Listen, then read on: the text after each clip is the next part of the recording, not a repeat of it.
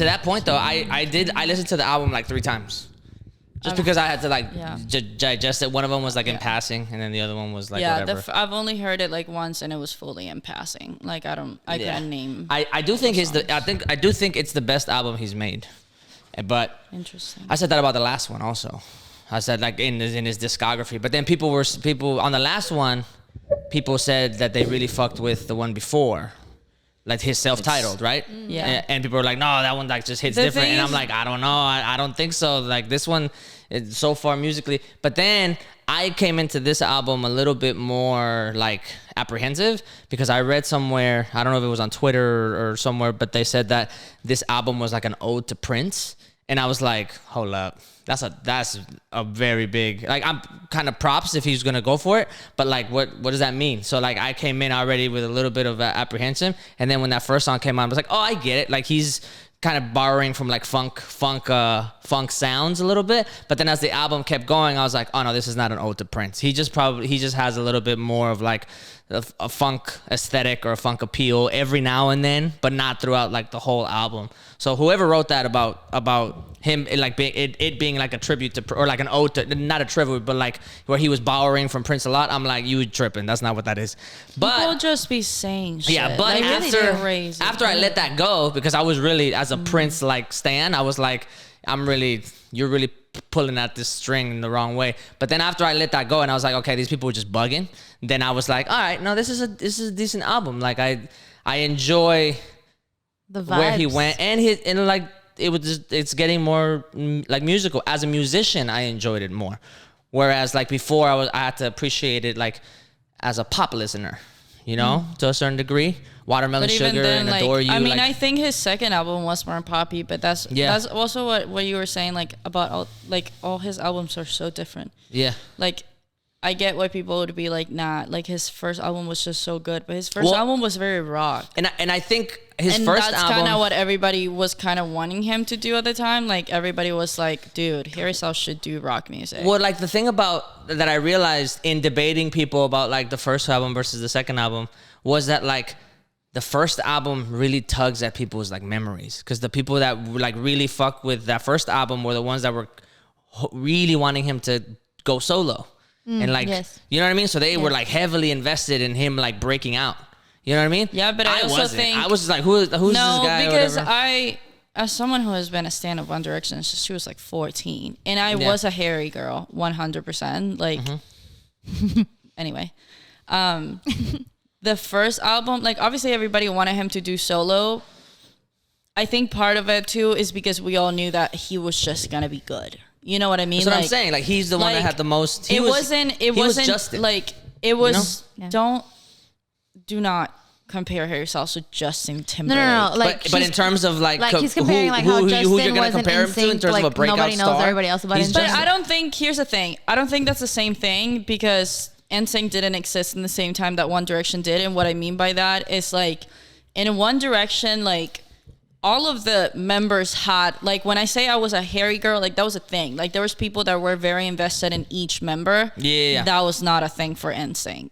Well, I think it was. No, what was the other guy's name? The guy that was on So You Think You Can Dance? What's the No, well, this is the thing. It's like as a boy band thing. Even like in the 80s when our parents were digging like specific, like Menudo or whatever, they were like, oh, I like One, which is what now, like as a K-pop stan, we call that like, oh, you're biased. Like that's the person bias. you want. Sure. You like specifically. Yeah. Honestly, think that's just been with like the only thing I mean by that is that when you listen to One Direction, you knew that Harry Styles was had like an essence about him where like you wanted him to go. But I think that just happens for every group. You know what I mean? Well, where not every group. There's some groups that did not have a breakout star because the hard part about being in a group. I'm not saying a breakout star specifically. Like I'm saying, I think every group has like.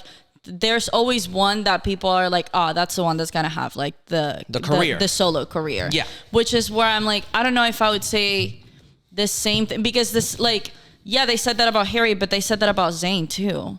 And he was yes. I don't know. I wasn't 100%. I was not in the paying attention. That's what to I mean. It's like it. You don't know what you're talking about. But I do remember that. But I do remember 100%. That when NSYNC was coming out, everybody was like invested in JT.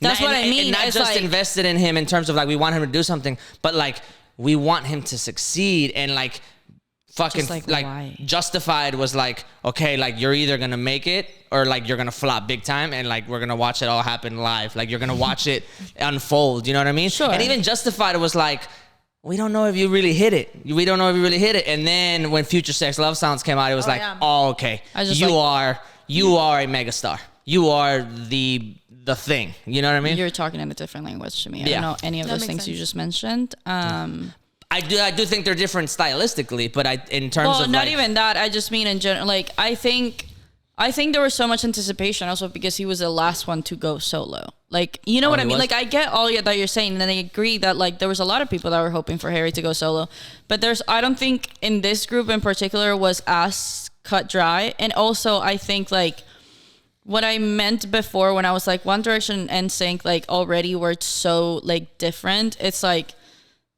who are the other NSYNC members? And like they didn't really end up making a career like in music after that. Whereas like One Direction, it was like definitely there was like Harry and Zayn were like the main ones that everybody was like, those are gonna be the two that go solo. But they all went solo, and like they all like we were talking about this because we were listening.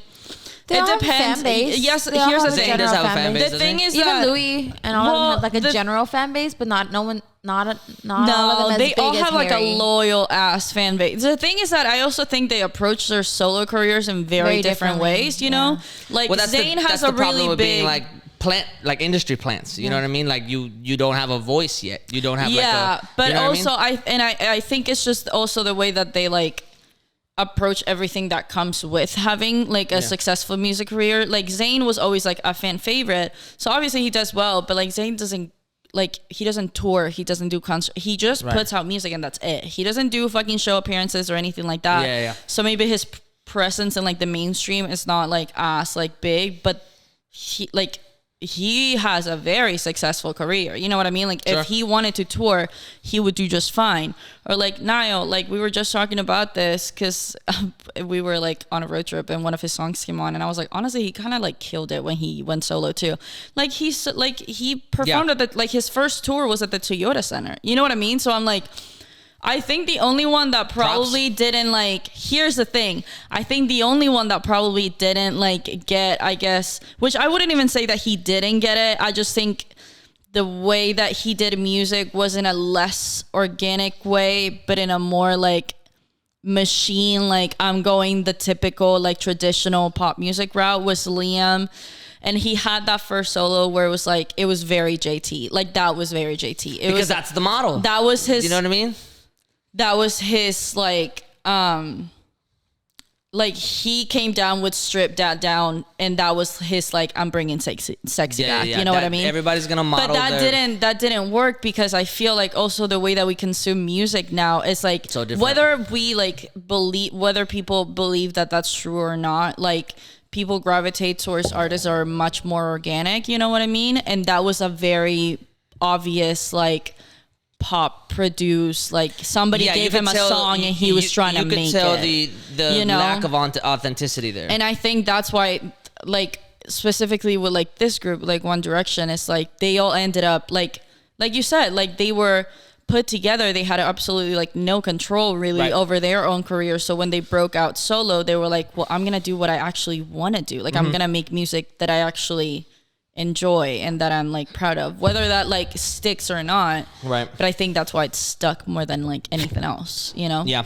Harry, I just think honestly just has like a star quality that like in the way that like Lady Gaga does or like Lizzo, where it's like they just have it. Like that's it. Like, you know what I mean? And not, I know that people hear about like Harry Styles or like One Direction and shit like that, and you know they just think of it as like, yeah, they were just some boy band that they got put together and they're just part of like this machine and stuff like that, which I get. Like obviously, like, you know, they came out from like a show that literally put them together, but like he is so genuinely, so many of them like so genuinely talented, and like you can like you hear like a Harry Styles song and you know that that's a Harry Styles song. You know what I mean?